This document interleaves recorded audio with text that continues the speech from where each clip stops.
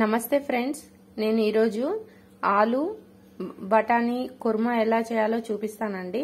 దీనికోసం అయితే ఆలుని నైట్ నానబెట్టుకోవాలి, లేదు అంటే కూడా 4 అవర్స్ నానితే సరిపోతుంది. ఇలా నానబెట్టుకున్న బఠానీల్ని బాగా కడుక్కొని ఇలా కుక్కర్లోకి వేసుకొని ఒక ఆలుని కూడా వేసుకొని ఇప్పుడు ఒక 3 విజిల్స్ అయితే రానివ్వాలి. కుక్కర్ విజిల్ పెట్టి 3 విజిల్స్ అయితే రానియాలండి. ఒక చిన్న 2 ఉల్లిపాయలను అయితే ఇలా కట్ చేసి వేసుకున్నా అండి. ఈ కర్రీ అనేది నేను పూరీ చేయటానికి దాంట్లోకి యూజ్ చేస్తున్నాను. మనం చపాతీ అలా ఎలా అయినా తీసుకోవచ్చు. టమాటాలు ఒక చిన్నవి 2, వెల్లిపాయలు, కొద్దిగా అల్లం ముక్క,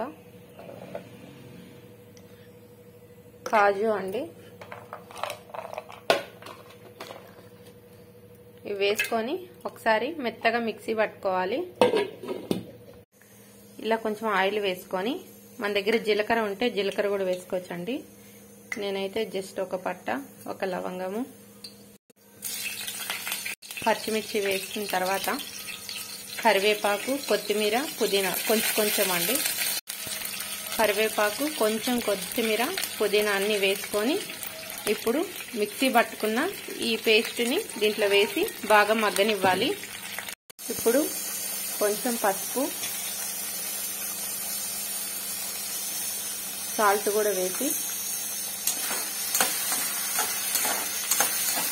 కొద్దిగా ఫ్రై చేసుకోవాలండి.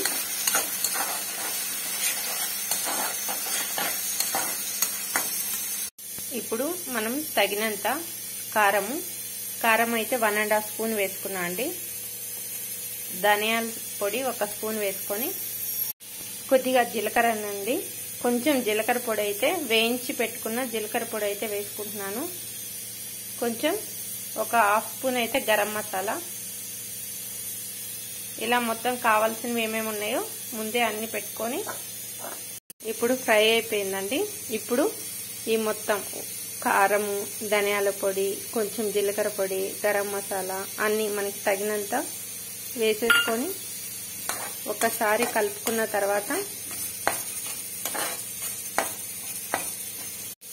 ఇప్పుడు మిక్సీ కడుక్కున్న వాటర్ ఉంటాయి కదండి, అదైతే వేసుకుంటున్నాను.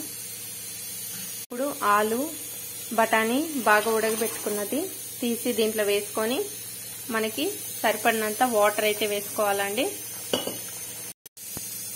ఇలా మనం తగినన్ని వాటర్ వేసుకొని కొద్దిసేపు మూత పెట్టి ఒక 5 మినిట్స్ అయితే ఉడకనిచ్చుకోవాలండి. అప్పుడు ఈ ఉప్పు కారం అన్నీ మంచిగా పడతాయి.